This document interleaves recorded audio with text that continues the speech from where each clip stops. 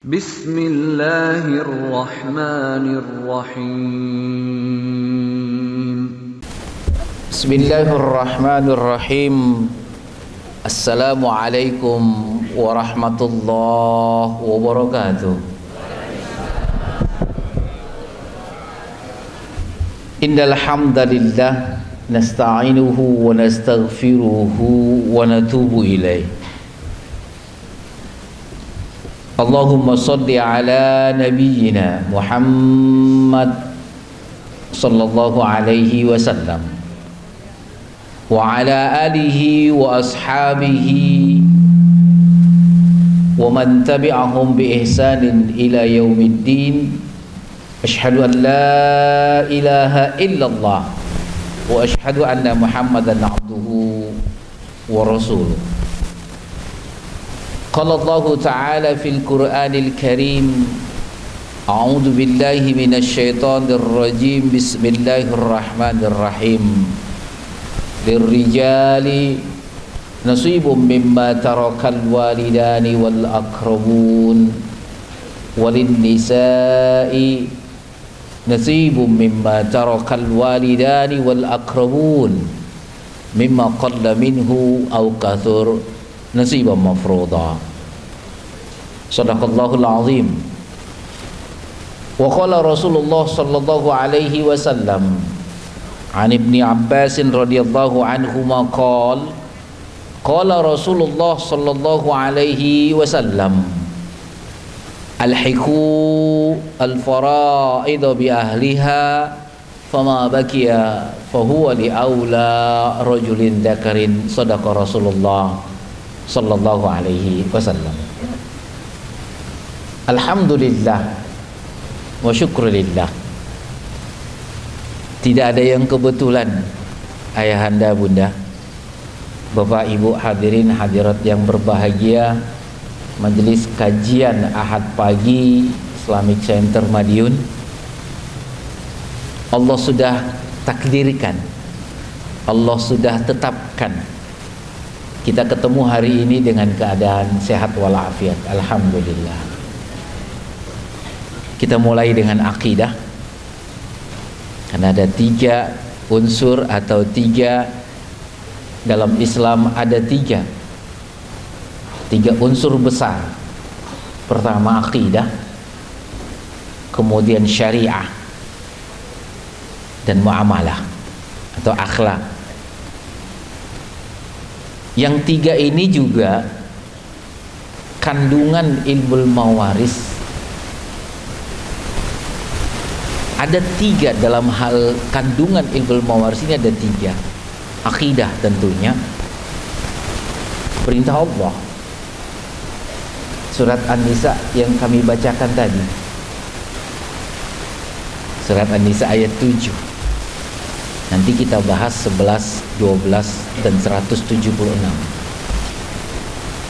Syariah, ketentuan, tuntunan, tata cara, aturan main, itu nanti Allah tentukan 2:1, ada 2/3, ada setengah,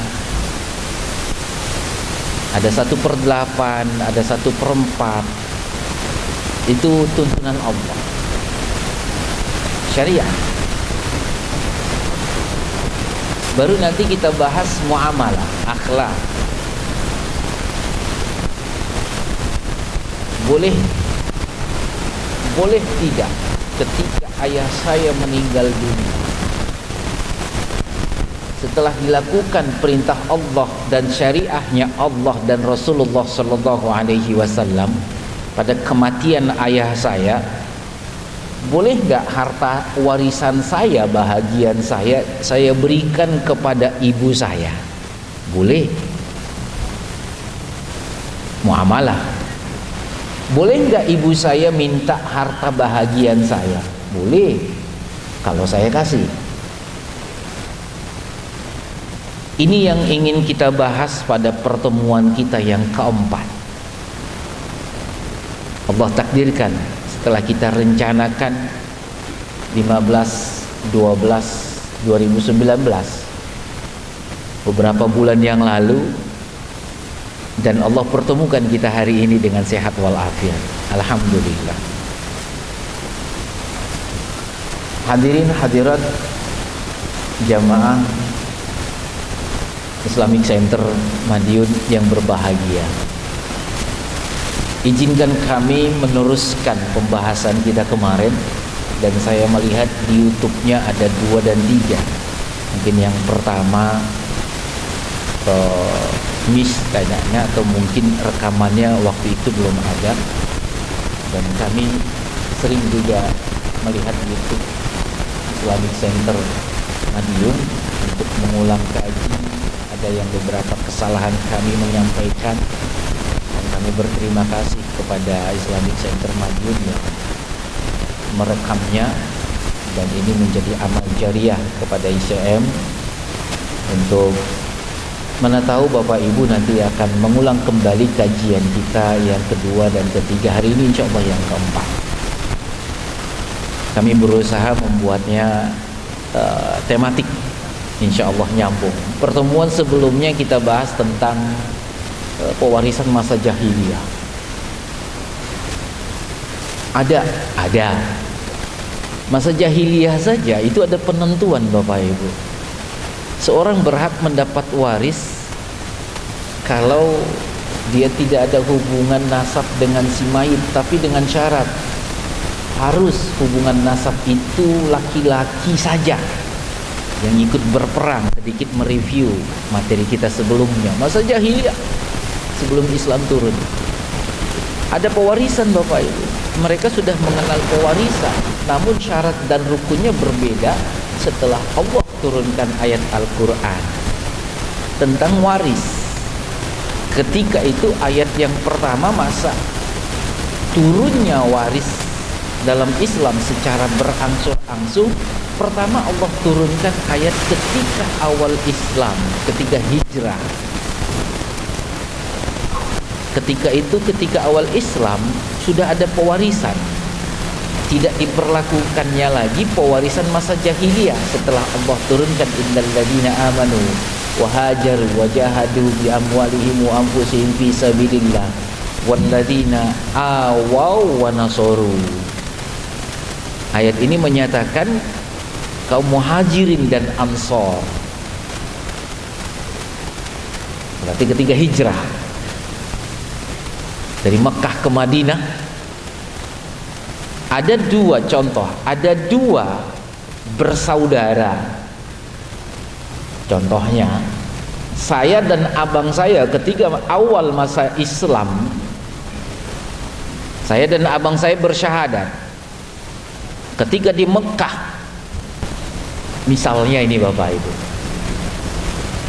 Nabi Muhammad SAW ketika itu hijrah, ada seorang laki-laki dan abangnya, adiknya ikut hijrah ke Madinah, disebut dengan muhajir. Yang di Madinah disebut dengan kaum Ansor. Tapi abangnya, mohon maaf, abangnya sahabat, bukan saya tadi contohnya, sahabat tersebut abangnya tidak ikut hijrah, tetap di Mekah. Adiknya ikut hijrah ke Madinah, disebut dengan muhajir, meninggal dunia di Madinah. Nah, ini sudah berlaku pewarisan. Allah turunkan ayat ini. Siapa yang akan menjadi ahli warisnya? Rasulullah sallallahu alaihi wasallam dengan petunjuknya menunjuk dari kaum Ansor yang akan mewarisi harta muhajir yang meninggal tadi di kota Madinah. Berarti sudah ada pewarisan semenjak masa jahiliyah. Pewarisan itu ada namanya secara nasabnya, namun nasabnya harus laki-laki yang ikut berperang. Kemudian ada lagi tabani, kita bahas kemarin rinci, yaitu mengangkat seseorang sebagai anak yang bukan anaknya akan dapat waris. 3 masa jahiliyah. Kemudian ada dengan tahaluf, saling sumpah setia.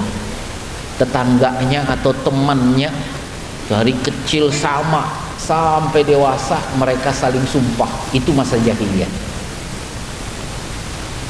Ada penentuan syarat-syarat berhak mendapat waris.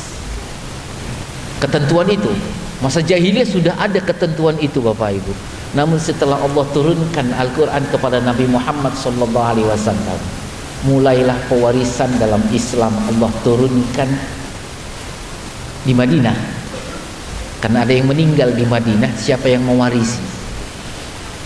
Dengan ayat tadi yang kami bacakan, antara kaum Muhajirin dan Ansor saling mewarisi atas petunjuk Rasulullah sallallahu alaihi wasallam. Besarannya belum ditentukan. Yang penting siapa ahli warisnya ditunjuk langsung oleh Rasulullah sallallahu alaihi wasallam atas perintah Allah. Allah turunkan ayatnya.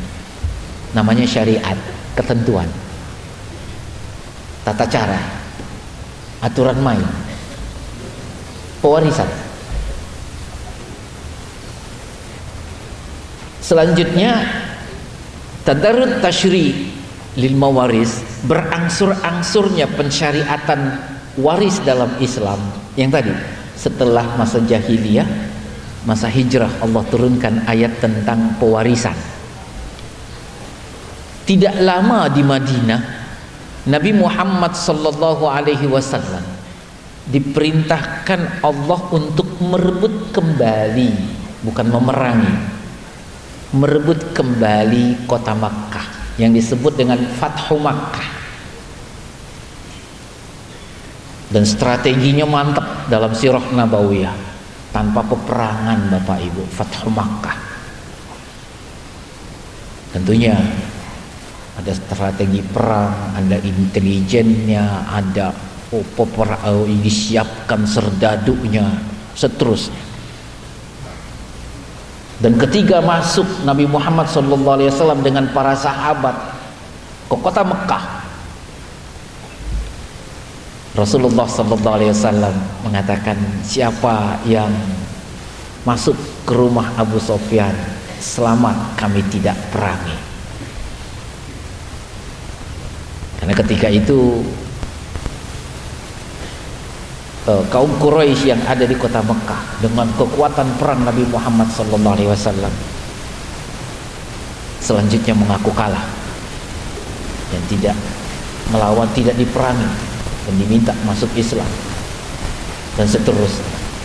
Ketika Fathu Makkah, Allah turunkan ayat bahwa pewarisan ketika itu adalah sesama muslim, ikatan. Jadi tidak ada lagi setelah Fathu Makkah lal hijrah ba'da Fathi Makkah. Tidak ada sebutan lagi yang disebut dengan muhajir, kaum Muhajirin dan Ansor setelah Fathu Makkah. Maka pewarisan antara kaum muslim, kekerabatan antara seorang dengan kerabatnya, antara kaum muslim. Tidak ada lagi Muhajirin dan Ansor. Berarti pewarisan yang Allah turunkan ayat tadi di Mekah tentang Muhajirin dan Ansor, ketika Fathu Makkah tidak diberlakukan lagi. Atau dalam kajian ulumul Qur'annya disebut dengan mansukhoh. Ayat yang pertama turun itu tidak boleh dipakai lagi fikihnya, hukumnya, tapi ayatnya masih ada dalam Al-Quran. Allah turunkan ayat selanjutnya, pewarisan ketika itu secara kekerabatan, namun tidak dirincikan berapa bahagian masing-masing. Yang penting ada hubungan nasab, ada hubungan kekerabatan. Ini tidak berlangsung lama Bapak Ibu di kota Mekah, sampai Allah turunkan surat An-Nisa ayat 7, 11, 12, 176 yang materi itu materi kita sekarang, materi keempat dari 12 pertemuan insya Allah.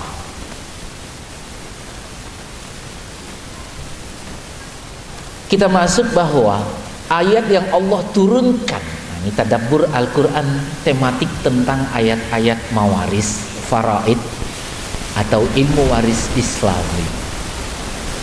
Oh, ada yang nggak Islami ya Ustaz? Betul.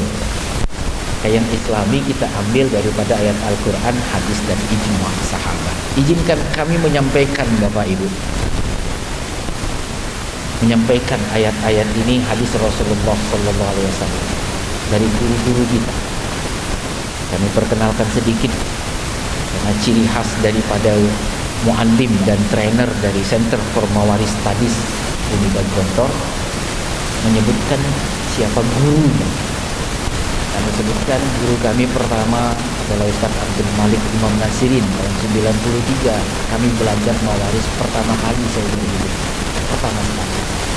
Beliau mengajarkan sejarah miras kepada kami, menggambar saja. Nggak ada ceramah Bapak Ibu. Masuk gambar ahli waris bla bla bla bla seterusnya. Hapus. Itu yang melekat sampai sekarang di otak kami. Itu yang membawa kami bisa berdiri di depan Bapak Ibu. Kita doakan beliau masih hidup, beliau di Jawa Tengah. Bersanad ilmi kita kembangkan di Mesir. Alhamdulillah banyak yang lulus dengan metode beliau, sejarah miras, menggambar. Itu yang kita kembangkan. Alhamdulillah kita tes metode beliau di Mesir. 15 kali pertemuan, siapa yang belajar dengan gambar itu kali 2 jam, dia bisa berdiri menghafalkan matan atau kaidah mawaris 1 jam tanpa berhenti. Itu kehebatan beliau dalam membuat syajarah miras. Saya muridnya saja. Dan itu alhamdulillah kita kembangkan di Unibag Gontor level 6 untuk menjadi pengajar mawaris se-ASEAN, ikut pelatihan itu di level 6 karena ada 6 level. Ini level 1 Bapak Ibu karena umum, dan dibawa ke keluarga dan dilakukan di keluarga. Kalau Bapak Ibu belum menguasainya, nelfon pihak DKM ICM Islamic Center Madiun karena ini fardu kifayah. Nanti kita terangkan lebih jelas lagi. Kedua guru kita Syekh Wafik, Dr. Wafik Hijazi, beliau dari Lubnan. Kami 2004 belajar dengan beliau di Mesir. Beliau mengajarkan dengan syaja'na, dengan rohabiyah. Jadi ilmu mawaris ini kaidahnya dibuat dalam bentuk syair, dihafalkan baru diterangkan. Kemudian guru kita yang ketiga, kami langsung talaki kitab sampai hatam dengan beliau, Syekh Dr. Adi Abdul Mujud. Beliau masih hidup di Mesir. Beliau pengajar fikih mawaris dan tim pembuat perumus kitab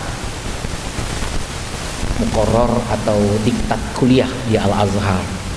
Ini yang ingin kami sampaikan dari beliau, fikihnya detail. Bukunya 350 halaman Bapak Ibu. Nanti kalau kita bagikan terlalu berat berapa kan? Insya Allah cuma 1 jam kita buat khulasah ringkasannya. Beliau memberikan sanad ilmi wa ta'lim kepada kami, memberikan surat tanda tamat belajar buku itu dan izin mengajarkannya. Nih, kami di depan Bapak Ibu ini sudah ada surat izin mengajar dari Mesir. Alhamdulillah. Itu namanya kebiasaan ulama-ulama kita itu sampai sekarang itu memberikan ijazah ilmi kepada muridnya, surat tanda tamat belajar, dan nanti dites dan diberikan saran-saran untuk mengajarkannya. Kemudian guru kita yang keempat, Ustadz Dr. Abdurrahman Hakim, orang Indonesia asli Bogor, tinggal 19 tahun di Brunei. Beliau mengajarkan dari guru beliau Dr. Amin Ghazali di Kuwait. Beliau belajar kepada syekh tersebut dan mengajarkan kepada kami di Brunei. Berarti saya cucunya. Itulah sistem mata rantai belajar ilmu oleh para ulama kita. Alhamdulillah. Guru kita yang kelima khusus dalam ayat-ayat mawaris, Profesor Sarsir. Beliau dari Maroko, ketemu kami di Universitas Sultan Syarif Ali Brunei Darussalam. Penguji saya dalam tesis saya tentang mawaris. Beliau mengajari kami ilmu yang sangat berarti, singkat, padat. bahwa urutan ahli waris di dalam Al-Quran oleh Allah sudah Allah urutkan. Beliau ini hafal Quran dari kecil, kuliah, profesornya Quran, Pak, dan para penguji Al-Quran ketika itu di Universitas Sultan Syarif Ali Brunei Darussalam menjadi penguji tesis saya tentang sistem pewarisan dalam Al-Quran dan contohnya di Indonesia. Beliau memberikan ilmu yang sangat penting. Surat An-Nisa ayat 11, 12 dan 176 itu Allah sudah urutkan siapa yang lebih utama dari ahli waris 23 itu. Allah sebutkan anak duluan, yusikumullahu fi auladikum. Secara ilmu Al-Quran disebutkan pertama berarti lebih utama.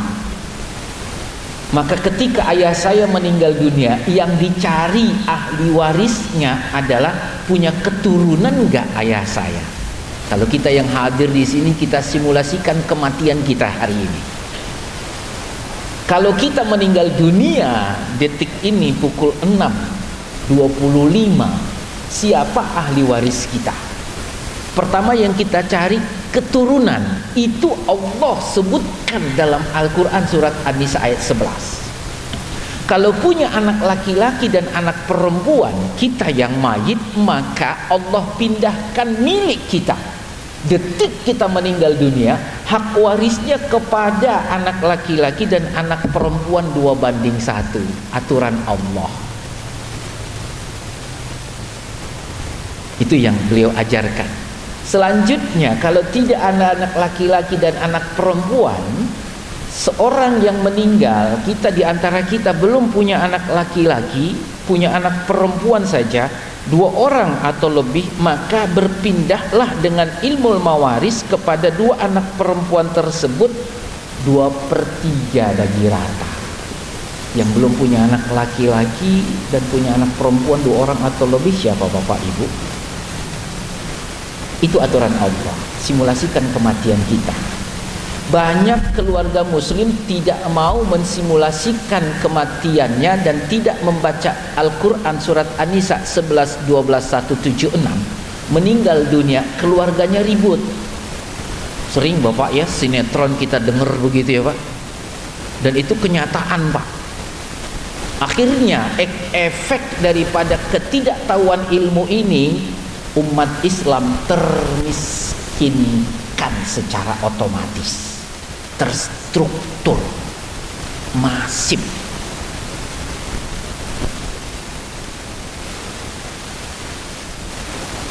Izinkan kami menyampaikan ayat-ayat Allah ini untuk merubah mindset.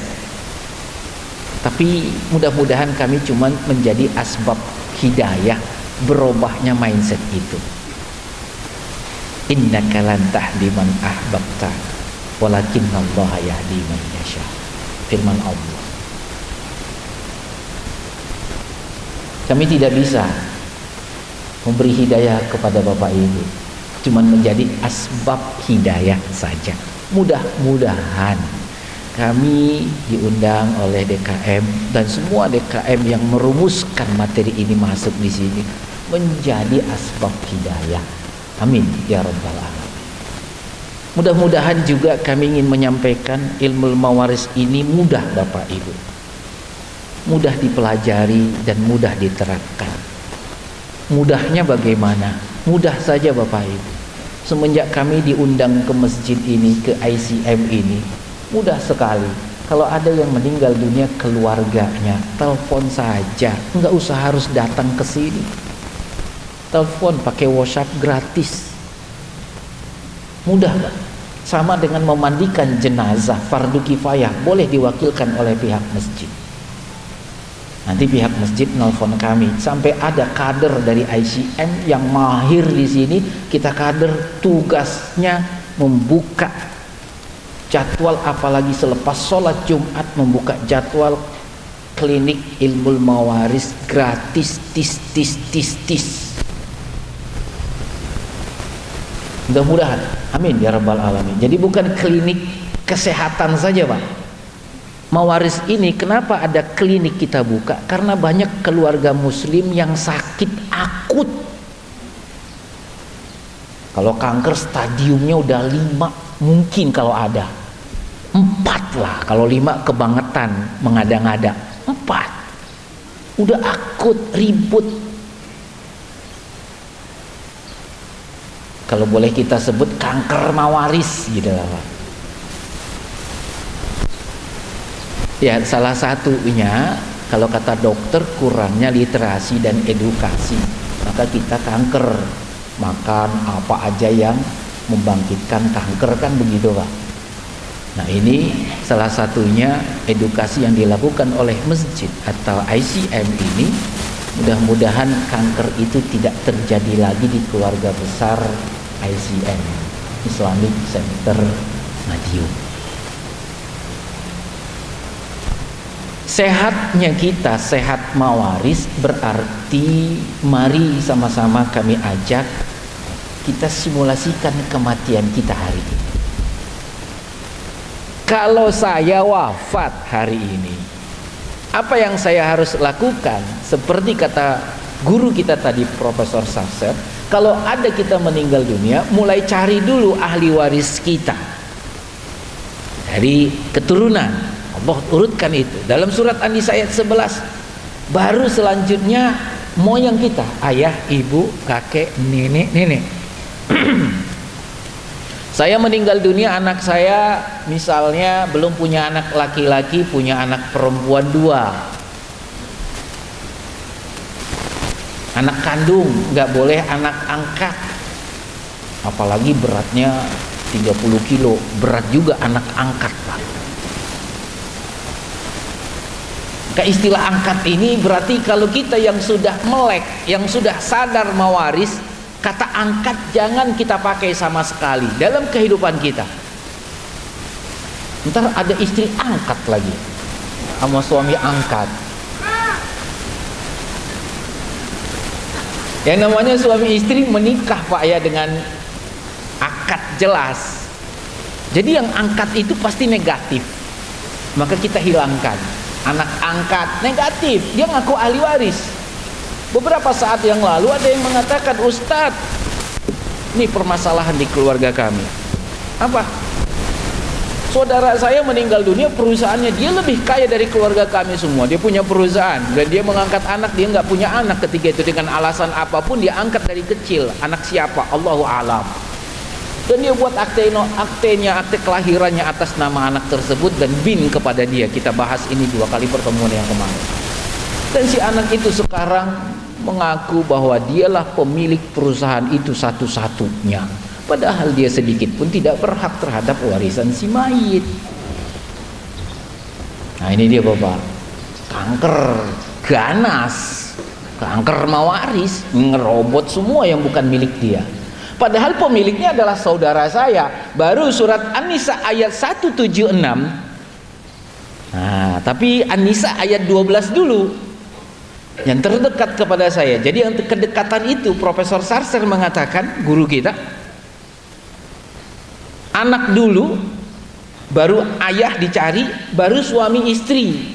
Saya udah nikah tidak? Sudah. Istri saya sah nggak hubungan saya? Kalau sah hubungan saya, nikah dengan dia dan belum saya ceraikan 3, berarti dia ahli waris saya. Surat An-Nisa ayat 12. Kalau saya punya keturunan, istri saya dapat 1/8. Diikuti dulu, jangan dirubah dulu. Ustadz, kan istri 20 tahun ikut bantu suami, masa cuma dapat 1/8? Mulai protes dah tuh. 1/8 karena dalam pola pikir kita 1/8 dari rumah, kamar mandi sama dapur doang, kecil. Dari mobil 1/8 dari mobil cuman rodanya doang. Nah mudah-mudahan di pertemuan kita ini Allah berikan hidayah kepada kita melalui asbab hidayah ICM ini, amin ya rabbal alamin. Alangkah senangnya kami dari tim ICM menjadi asbab hidayah kepada hadirin dan hadirat. Allah turunkan 176 kepada saudara. Oh, berarti level 3 nih. Level 1 surat An-Nisa ayat 11, level 2 surat An-Nisa ayat 12, level 3 surat An-Nisa ayat 176. Ketika tidak ada anak laki-laki dan tidak ada ayah, maka saudara-saudari saya dapat. Tadi perusahaan yang meninggal dunia, yang tanpa dia punya anak, dia tarik sebagai anak angkat dia, padahal dalam Islam sudah melarang dalam Al-Ahzab ayat 4, 5 dan 37. 3 ayat Allah turunkan bahwa anak angkat tidak boleh dilakukan dalam Islam karena efeknya dia akan ngambil waris. Salah satu efeknya negatif. Maka sebenarnya solusi daripada tadi si bapak, kalau dia belum meninggal dunia, kalau dia mendengarkan pengajian ini, bagi yang hadir di sini sudah melakukan pengangkatan anak dan berakte bin kepada Jabal Aisyah binti Jabal, Allah bukakan pintu hidayah kepada kita. Segera robah, mana tahu nanti selepas zuhur meninggal dunia dia merongrong harta warisan saya. Ambil kertas kosong, tulis bahwa Aisyah binti Jabal dalam akte nomor sekian tidak betul adanya Aisyah binti Ahmad, kalau saya tahu siapa ayahnya, atau Aisyah binti Allahu a'lam, saya dapat di rumah sakit.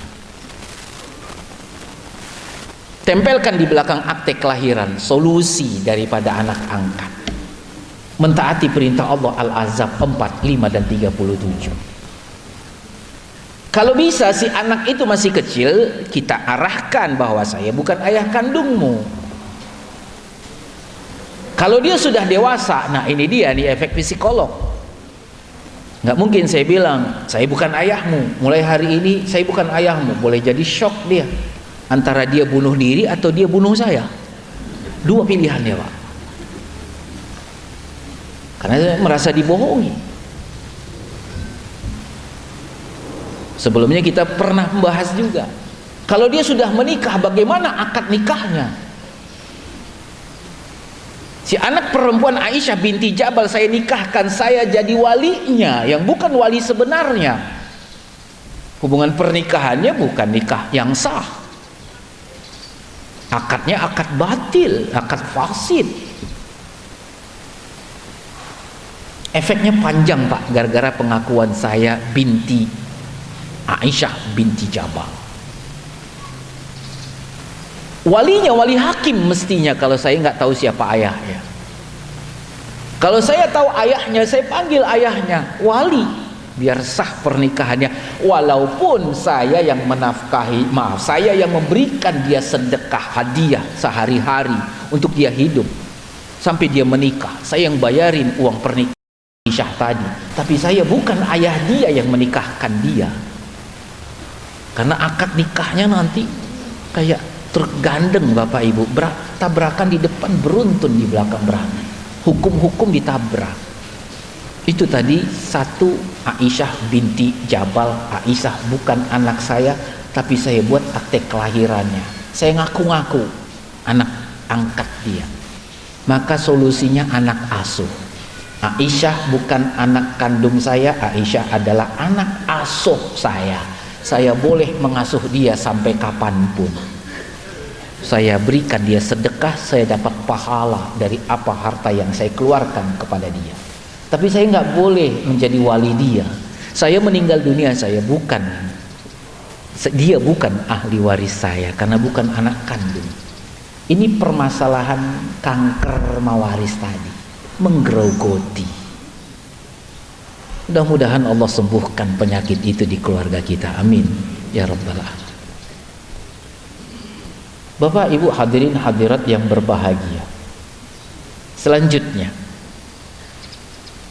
dalam hal ini, ketika tadi itu ada 3 level, anak angkat tadi itu mengaku dan dia di akte kelahirannya, pengadilan manapun dia menang, betul.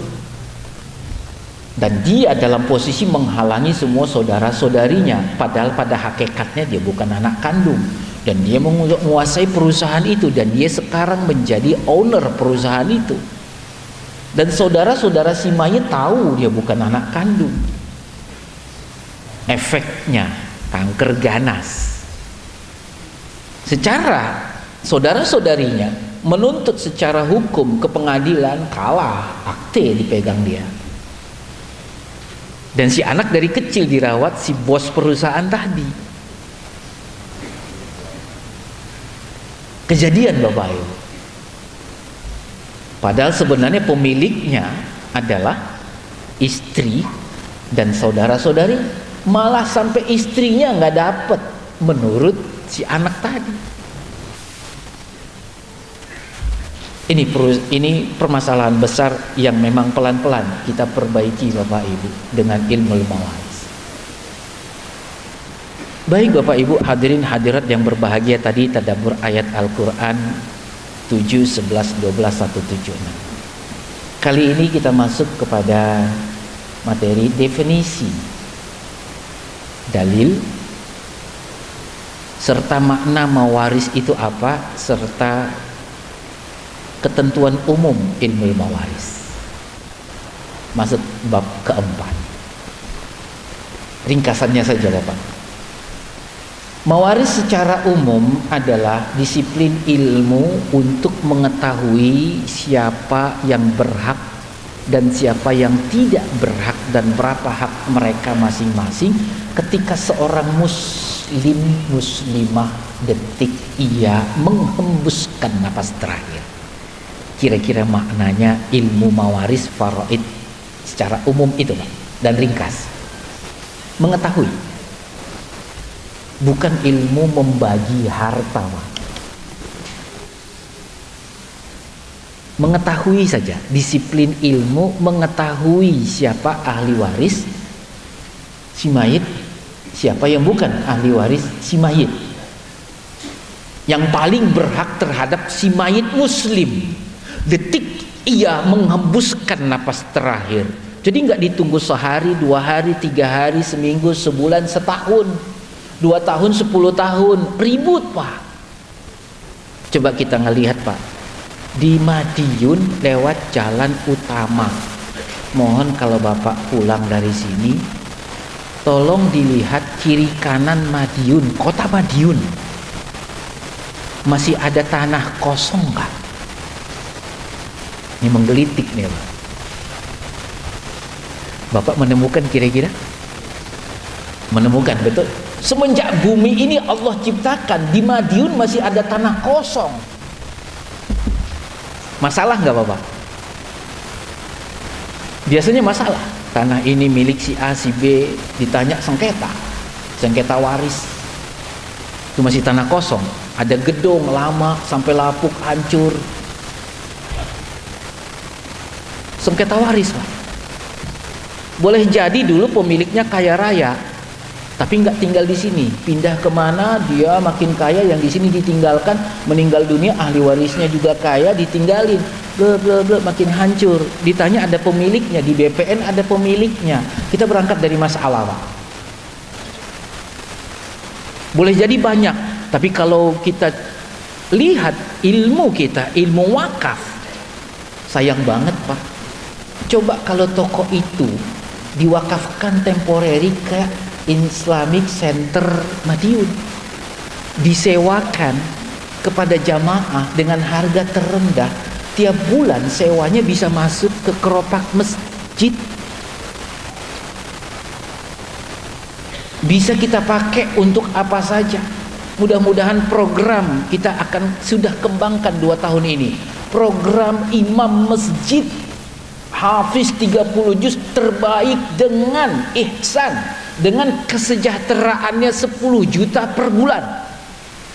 Ini yang kita kembangkan 2 tahun yang lalu di beberapa masjid. Mudah-mudahan Allah ijabah. Dengan dana wakaf seperti yang tadi, memberikan ihsan kepada imam masjid yang menjadi imam kita, yang mengajari anak-anak kita, yang membuka tahfiz Quran di masjid tersebut. Dia dari masjid diberikan 10 juta per bulan. Apalagi ada yang mewakafkan rumah di perumahan buat imam tadi. Anak-anak kita, saudara-saudara kita yang hafal 30 juz, yang menang tahfidz Quran internasional itu, ketika ada program kita sebut dengan program imam masjid ini, 1000 imam masjid dengan kesejahteraannya dari wakaf tadi, bukan kerencengan recehan Pak, yang tiap bulan dari uang sewa tadi, rumah-rumah, tanah-tanah kosong, kalau dikontrakkan per bulannya masuk untuk imam masjid. Berapa banyak yang hafiz Quran di Madiun ini datang ke masjid, dibina oleh hafiz Quran yang paling keren. Kita buka pelamaran, dibuka hafiz Quran untuk jadi imam, ihsan 10 juta per bulan, dapat rumah gratis sama mobil. Kita bukan danai beliau, tapi dari wakaf yang berputar tadi Bapak Ibu. Ini program imam masjid, 1000 imam masjid untuk Indonesia dari wakaf. Cara berpikirnya waris, kita integrasikan dengan wakaf untuk program imam masjid tadi Bapak Ibu. Kira-kira yang daftar ngantri nggak Bapak Ibu? Ngantri. Pihak kita manajemen pasti memilih yang terbaik. Komitmen, tanda tangan. Besok beliau sudah jadi imam, rumah sudah ditempati, mobil sudah berjalan. Siapa yang dapat pahala banyak? Orang kaya yang mewakafkan hartanya, mengalir sampai akhir zaman. Berbasis apa? Jika saya wafat nanti, harta saya diwariskan. Itu yang ingin kita tanam dalam benak kita, mindset kita. Maka sebelum meninggal dunia, mari kita catat harta kita, kita planningkan harta kita kemana? Zakat, haji, nazar, nafkah bagi yang wajib menafkahi, kafarat bagi yang melanggar, sunnah, hadiah, hibah, sedekah, akikah, kurban, wasiat, wakaf. Kami akhirkan karena ini yang akan besar dan beri manfaat kepada kita sebelum kita wafat. Ketika kita wafat, berlaku waris Bapak Ibu. Ketika sudah berlaku waris, saya sebelum meninggal dunia, saya ngumpulin harta sampai 8 miliar. Enak nih ngomongin harta banyak-banyak Bapak Ibu. Kalau cuma 80 ribu nggak ada masalah waris Bapak Ibu. Kalau 8 miliar, saya punya perusahaan, saya punya mobil, saya punya harta, saya uang di bank yang syariah dan seterusnya. Saya meninggal dunia 8 miliar. Yang perlu dicari bukan harta saya dulu. Yang perlu dicari adalah siapa ahli waris saya. Istri 1/8, karena saya punya anak laki-laki misal 1 orang. Saudara kandung terhalang oleh anak laki-laki. Istri 1/8, anak laki-laki dapat 7/8. Saudara kandung nggak ada sisa lagi, maka dia terhalang. Yang punya anak laki-laki Bapak, tolong simulasikan kematian Bapak Ibu. Beritahu saudara-saudari Ibu, hai saudara-saudariku, jika saya mati, kalian tidak dapat waris dari saya, karena saya punya anak laki-laki. Ilmu ini cepat masuk, efektif, efisien ketika kita simulasikan kematian kita. Masalahnya kalau saya beritahu Bapak Ibu, kalau pulang dari masjid, ayah Bapak Ibu masih hidup, tolong kalau beliau nggak sampai hari ini, tolong jangan simulasikan kematian beliau. Ini bermasalah. Mau doain saya mati apa? Saya masih hidup, enak aja. Dan ini kita lakukan, dan ini kita ketemu dengan orang-orang seperti itu, takut mati. Tapi kalau kita simulasikan diri kita, istri kita, anak kita, baru besok-besok kalau kita dijadwalkan lagi, tolong bawa keluarga Bapak Ibu. Ini ilmu keluarga, bukan ilmu umum. Cuman hari ini kita didudukkan untuk tablik akbar untuk umum. Besok-besok mudah-mudahan 2024 tidak ada tablik akbar mawaris lagi. Namun Bapak Ibu mengundang kami, para guru-guru mawaris, di arisan keluarga Bapak Ibu. Langsung penerapannya. Kami siap dari CMS, Center for Mawaris Studies, dan siap mendidik para kader-kader Bapak untuk nginep di Unida 1 bulan, insya Allah. Dan itu bisa menjadi pengajar ilmu mawaris di depan Bapak Ibu. Mudah-mudahan 2024 tidak ada lagi tablik akbar mawaris. Pun kalau ada, untuk trigger saja, untuk menjadi pemicu untuk keluarga-keluarga mengundang guru tersebut di arisan keluarga besar. Kemudian kalau Bapak Ibu mau mengundangnya, tolong di keluarga Bapak Ibu jangan arisan mawaris. Biasanya yang sudah ngambil harta Bapak Ibu nggak mau datang. Dan ini kita sudah lakukan di Jakarta. Saya diundang, tim diundang ke keluarganya, sudah ribut, sudah kanker stadium 3, kanker mawaris Bapak Ibu. Udah ribut karena pihak yang satu sudah memakan harta sepihak, yang satu sebagai ahli waris menyatakan kami berhak dan seterusnya, ke pengadilan kalah, bla bla bla bla. Sudah habis berapa duit? Ya memang iya harus mengeluarkan duit. Dan itu ribut, mengundang kita. Dengar Ustadz Jabal gratis, undang kita gratis Pak, nggak ada akad berapa bayarannya Pak, karena itu harta Bapak Ibu. Kalau kami ngambil 0,5% dari harta warisan, kami pencuri, karena itu harta warisan ahli waris. Tidak ada akad di awal berapa upah dari CMS. Ciri CMS, dia mengaku bahwa dia belajar dengan kita. Kalau dia minta uang dari Bapak Ibu, jangan kasih, haram, penipu namanya. Tapi kalau sudah pulang, pantaskan Bapak, pantaskan tiketnya, pantaskan penginapannya, karena yang dihitung kan 4 miliar Pak. Tapi tidak boleh dipotong di awal, karena itu hak ahli waris. Di situ ada akadnya nanti, hadiah, hibah, sedekah, wakaf. Ini kadang-kadang susahnya begitu Pak. Selagi masih gratis nggak apa-apa, nggak masalah, kita nggak ada masalah. Alhamdulillah Bapak, kami sedikit informasikan ilmu yang kita sampaikan dari guru-guru kita ini, the power of wakaf, kekuatan wakaf itu dalam pengajaran kita ini sudah ada Pak. Seperti tadi, mudah-mudahan Ustadz kita tadi itu program 1000 imam masjid profesional tadi itu, powernya wakaf, bulanannya ada. Jadi kerjanya cuman hanya imam, ngajarin tahfidz, nggak minta bayaran dari siapapun, dapurnya udah ngepul, kendaraannya sudah ada, bulanannya ada, beli bensinnya udah ada. Di situ ma'had tahfidz makin banyak Bapak Ibu.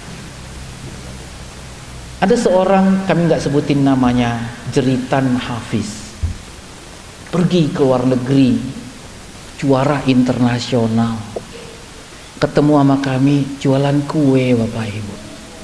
Hafalannya agak sedikit berkurang karena sibuk dengan kehidupan sehari-hari jualan kue, nggak ada yang ngelirik. Disitulah kami terinspirasi dengan gerakan 1000 imam masjid plus. Itu dia Pak. Beliau masih hidup, tinggal di Jakarta.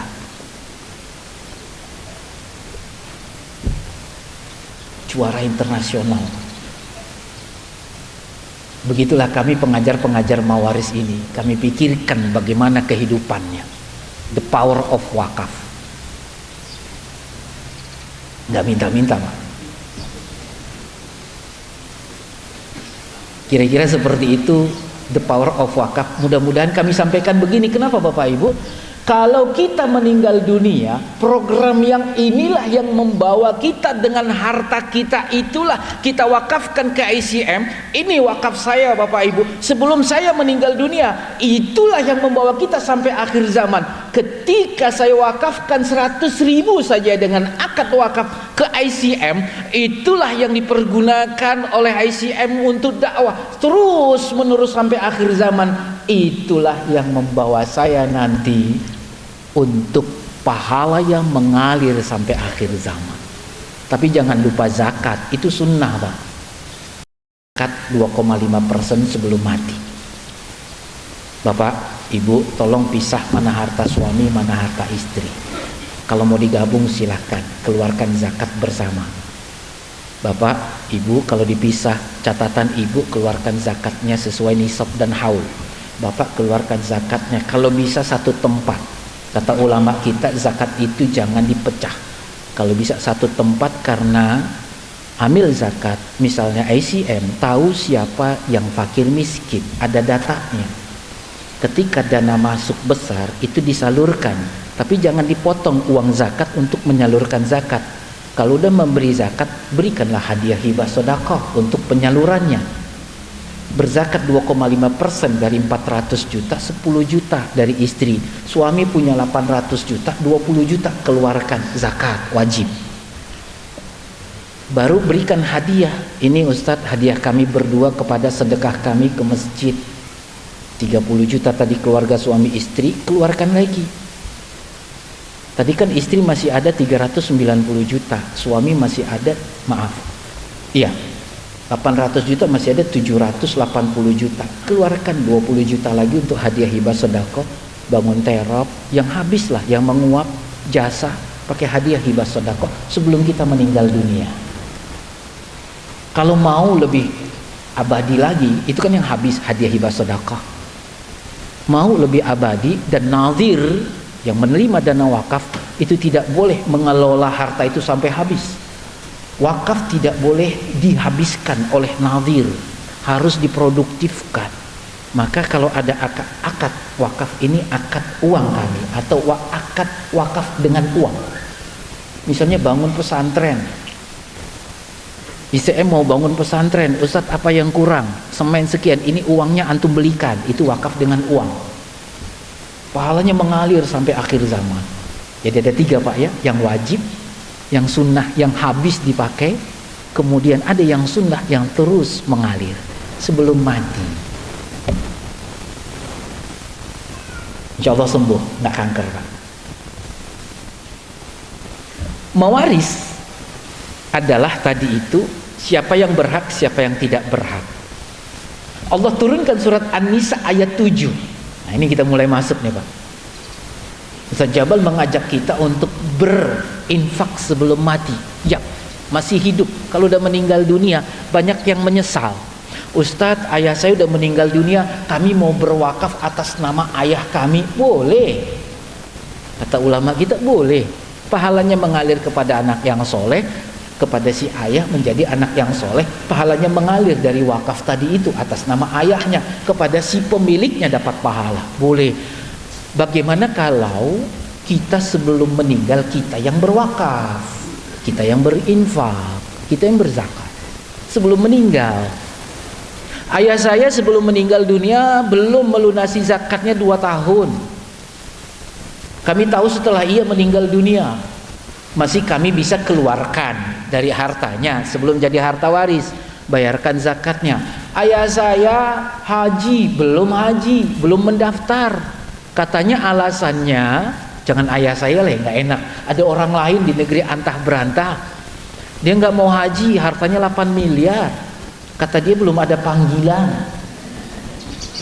Padahal di negeri antah berantah lain lagi panggilannya haji, nggak sanggup pun ngutang. Haji, memaksakan, padahal haji bagi yang sanggup, bagi yang mampu. Yang tadi kaya raya, hartanya banyak, belum ada panggilan katanya. Ini fenomena banget di haji nih Bapak Ibu. Dari mimbar yang berbahagia ini, haji bagi yang mampu, nggak boleh haji. Rukun Islam itu manistato'a ilaihi sabila, ada haji bagi yang mampu. Bagi yang mau haji yang hari ini, tolong urungkan niatnya. Kalau nggak mampu jangan dipaksa ngutang atau menerima hutang dari orang lain. Tapi kalau dikayakan oleh anaknya, dimampukan oleh anaknya, sah. Mak saya hajikan dari perusahaan, si A dihajikan oleh perusahaan, sah. Karena dimampukan, diumrohkan, dihajikan, dimampukan namanya Pak. 8 miliar harta dia nggak berangkat haji dan umroh. Dia nggak berangkat haji, masih bisa Bapak.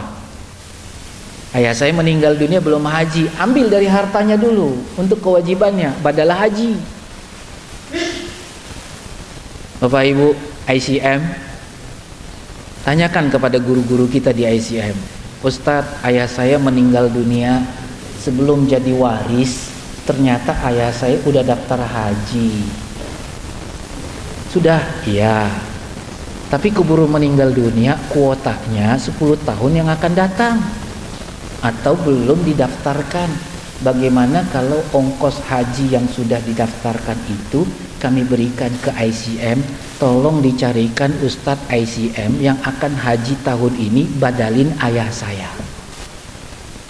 Jangan tawar semurah-murahnya kayak di pasar. 5 juta boleh nggak Ustadz?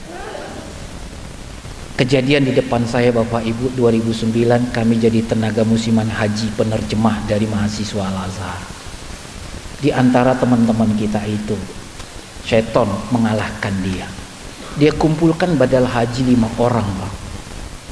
$250, 3 juta, $350. Karena apa? Ya masyarakat Indonesianya nawarin saya badal haji. Ustadz, mau badal haji enggak? Iya, saya belum dapat Bu. Badal haji bagi yang sudah berhaji. Berapa Bu? Beraninya $300. Karena saya perlu duit, saya terima aja. 5 Pak diterima sama dia. Ngaku depan saya, di depan Rado. Bagi Bapak Ibu yang sudah haji, ada Hotel Hilton. Di depannya ada jual jam Rado. Di situ tempat mahasiswa luar negeri Arab, kalau Bapak kesasar minta bantuan kepada teman-teman kita. Base campnya di depan toko jam Rado di Hotel Hilton. Mudah-mudahan sampai sekarang masih ada. Termasuk saya dulu itu backpackernya di sana Bapak, tidurnya. Dia bilang, lagi orang Indonesianya, jamaahnya nawarin, begitu ya saya kumpulin. Berapa ente dapat? $1.600. Ente kerjain yang mana? Satu aja. Kapan yang 4 lagi? Allahu a'lam. Saya sebut mafia badal haji. Betul Bapak. Ada demand, ada supply. Karena ada permintaan, disupply. Oleh sebab itu dari jamaah yang berbahagia ini, dari mimbar yang berbahagia ini, kami ingin usikum wa iyaya, di keluarga saya dan keluarga kita semua ICM ini, kalau mau badal haji, seperti ayah saya meninggal dunia, dia sudah daftar 25 juta, yang 25 juta ini kasihkan, Ustadz tolong badalkan ayah saya yang sudah meninggal dunia sebelum jadi harta waris, karena ini dianggap sudah harta dia untuk haji, karena keburu meninggal dunia. Yang 25 juta ini kasihkan ke Ustadz itu. Ustadznya pasti sujud syukurnya 20 kali Bapak. Kalau itu saya cuma artikan ke diri saya aja Bapak. Mohon maaf kalau ada salah, itu kan Ustadz gitu. Mudah-mudahan jadi inspirasi bagi Bapak, keluarga Bapak yang sudah meninggal dunia badal haji. Keluarkanlah. Apalagi saya membawa jamaah, saya belum haji, saya belum dapat badal haji. Ada yang begitu, saya kerjakan sebaik-baiknya. Saya pulang tidak hanya memberikan sajadah dan tasbih dan sertifikat badal haji saja. Kira-kira seperti itu rasa terima kasih saya kepada orang yang memberikan tadi. Kira-kira seperti itu Bapak hubungannya dengan mawaris. Paradigma waris. Nah ini dia. Ketika ayah saya meninggal dunia, mindset mawaris di keluarga muslim masih banyak mengatakan, jangan ngomong waris, ibumu masih hidup. Tunggu ibumu mati dulu. Akhirnya perintah Allah tidak dilakukan. Ibu saya diam karena merasa dibela, karena tadi itu belum ada ilmu.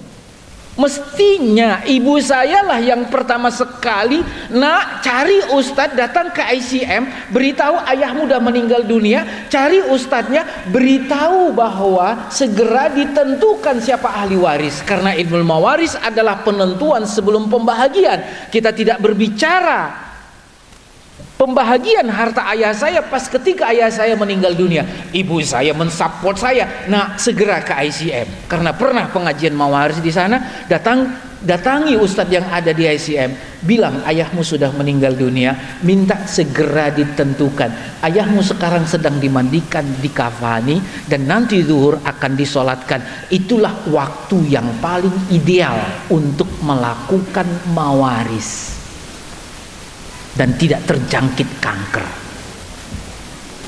Waktu ideal Bapak.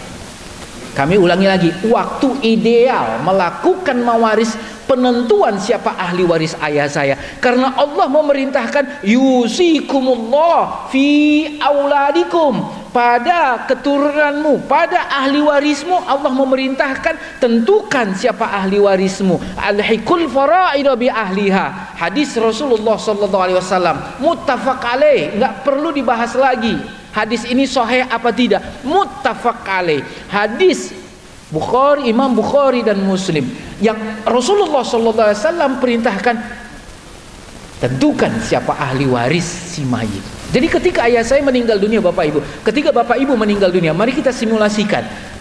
Kalau boleh Bapak Ibu, silahkan telepon kami, telepon kita buat simulasi. Ustadz, simulasikan kematian saya Ustadz. Saya meninggal dunia hari ini.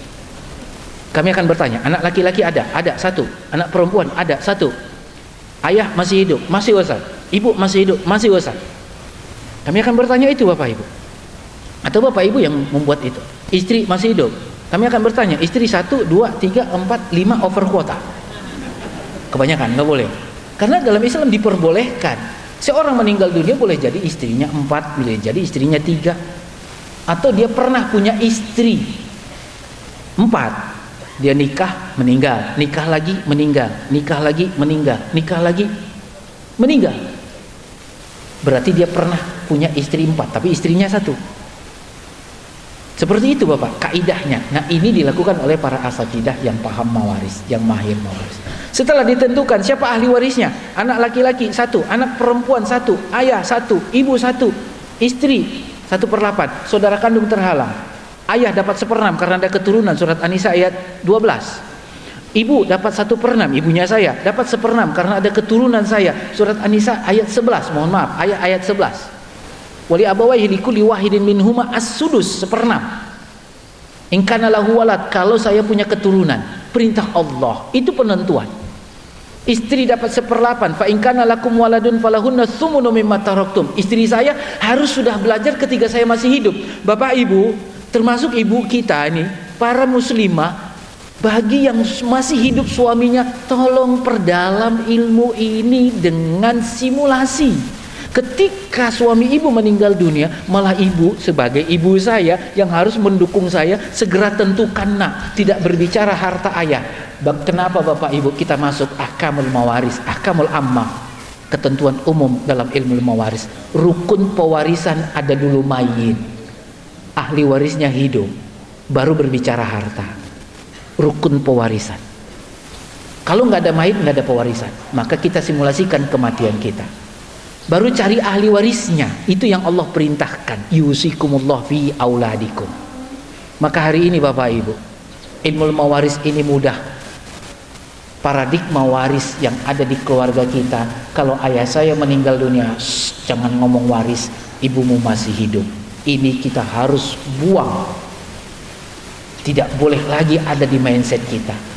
Kenapa Bapak Ibu? Karena di mindset kita setiap ada yang meninggal dunia ada perintah Allah, ada perintah Rasulullah SAW yang wajib ditaati.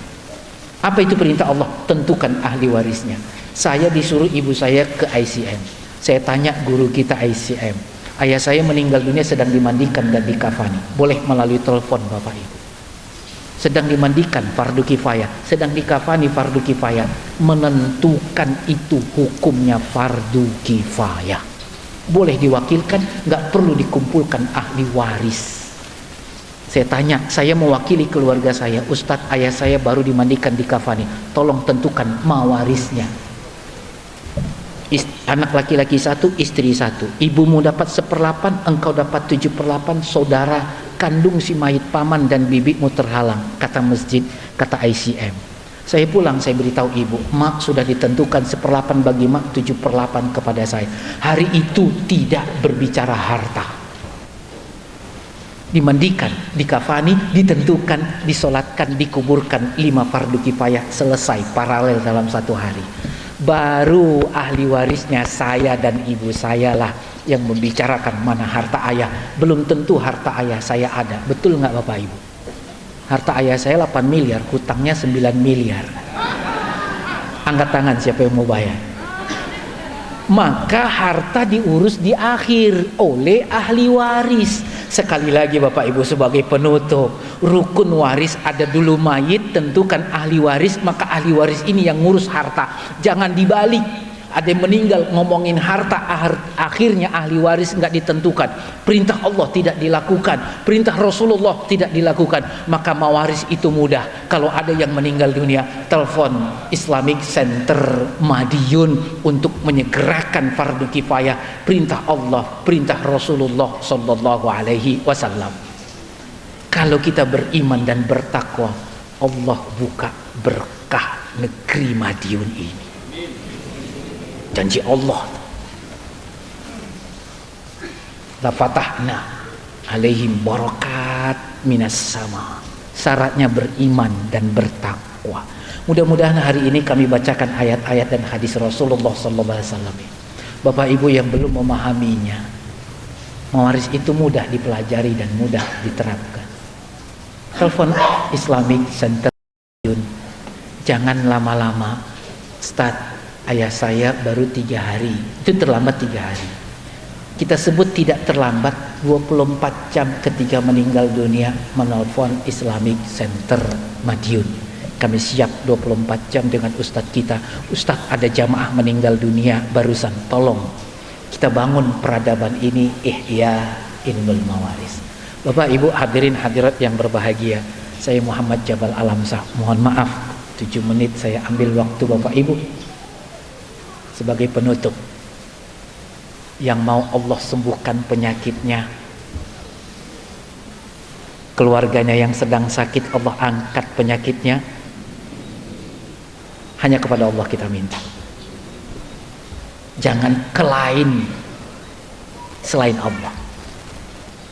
Tapi tetap berusaha, periksakan ke dokter, berobat dan seterusnya. Tapi bukan dokter yang menyembuhkan, Allah. Hari Ahad, siapa yang mau akad jual beli Bapak Ibu, mau umroh, mau jual ruko, hasilnya mau umroh sekeluarga atau bayar uang haji, hanya kepada Allah mohon. Minta salat duha, minta sama Allah. Yang mau menikahkan keluarganya Bapak Ibu bulan ini, atau yang mau menikah belum dapat jodoh, hanya kepada Allah mohon. Kalau laki-laki pakai 1 jari kata guru kita. Cari perempuan sesuai dengan Islam, udah cocok agamanya, mau nggak? Nggak mau pindahin, nggak mau pindahin.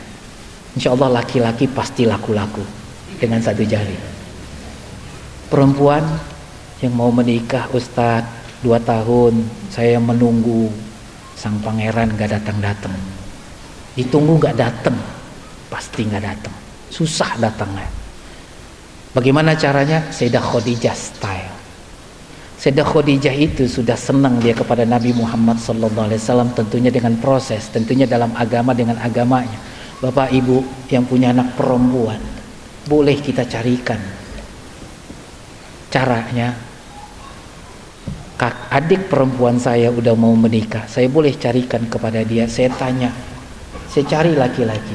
Adik saya, apalagi adik saya sudah mengenal ada seorang laki-laki yang idaman hati dia. Boleh, namanya minta dilamar. Jangan malu Bapak Ibu, kita Asia Tenggara ini masih malu minta dilamar. Padahal itu dalam sirah nabawiyahnya. Sayyidah Khadijah itu meminta dilamar oleh Nabi Muhammad SAW. Maka anak putri kita pun boleh kita cari laki-laki sesuai dengan agamanya yang bagus, Anak kita, adik kita, kita katakan, adik saya minta dilamar olehmu karena dia sudah mengenalmu pakai CCTV. Nggak perlu jalan-jalan Bapak Ibu. Tapi tolong permintaan kami para asatidah, para guru-guru, para bapak-bapak yang sudah punya istri, jangan minta dilamar kepada laki-laki yang sedang punya istri.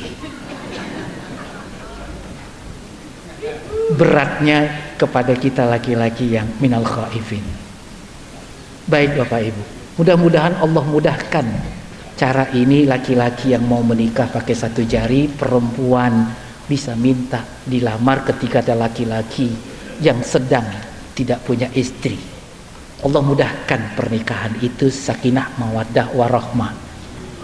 Next minggu yang akan datang akan akad di sini. Amin ya rabbal alamin. Bapak Ibu yang belum punya keturunan, Allah mudahkan. Hanya kepada Allah kita memohon. Baik Bapak Ibu, yang belum dapat rezeki, mudah-mudahan setelah pengajian ini Allah berikan rezeki yang melimpah. Tapi tolong dicatat, punya suami atau punya istri baru dikeluarkan menjadi infak.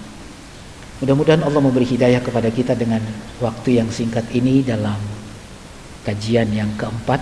Mudah-mudahan kita dipertemukan oleh Allah kembali kajian yang kelima dan seterusnya. Pada suatu waktu nanti kita akan simulasikan kematian masing-masing di sini untuk belajar prakteknya.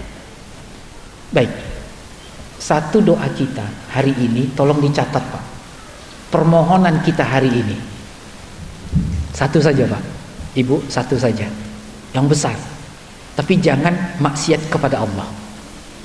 Ya Allah, hari ini saya mau jual rumah, nanti jam 11 janjian dengan calon pembeli. Ya Allah, bukakan hati dia untuk tidak menawar terlalu rendah. Seterusnya. Satu saja Pak, dicatat. Seminggu ini doa Bapak Ibu itu hadirkan Allah pada kehadiran, pada kehidupan kita. Jika Allah kabulkan, tolong sujud syukur. Dan pasti Allah kabulkan dengan 3 cara Allah. Allah kabulkan sesuai keinginan kita, sujud syukur. Kedua, Allah tunda. Ketika Allah tunda, tetap sujud syukur, karena pasti Allah ganti dengan yang lain. Hadirkan Allah pada kehidupan kita Bapak Ibu. Usikum wa iyaya. Doa saya terkabul setelah 6 tahun Bapak Ibu. Akhirnya kita ketemu di Madiun. Kami berdoa kepada Allah, kalau Allah kabulkan sesuai dengan keinginan kami di Bogor Bapak Ibu mengembangkan Islamic Center Forma Waris se-ASEAN. Tapi Allah tunda. 6 tahun kemudian Allah kabulkan saya bergabung di Unida Gontor dengan wakaf. Ada satu yang mewakafkan gedung dan di situ Center Forma Waris Studies se-ASEAN. Akhirnya kita ketemu. Allah tunda, Allah ganti dengan yang lain. Bapak Ibu, hari ini adalah doa kita yang kemarin-kemarin. Allah kabulkan dengan, Allah ganti dengan kesehatan kita hari ini. Kita sehat hari ini adalah doa kita yang tadinya Allah belum kabulkan, Allah tunda, namun Allah ganti dengan kesehatan kita hari ini. Mudah-mudahan penutup ini menjadikan kita makin percaya kepada Allah. Amin ya rabbal alamin. Mari Bapak, satu doa tadi niatkan seminggu atau sebulan. Kita hadirkan Allah dalam seminggu ini. Terus berusaha. Allah kabulkan, sujud syukur. Allah tunda, sujud syukur, karena kita syukuri Allah berikan dengan yang lain, kita sehat walafiat. Allah menjamin. Allah berfirman, Bismillahirrahmanirrahim. Qala rabbukum ud'uni astajib lakum.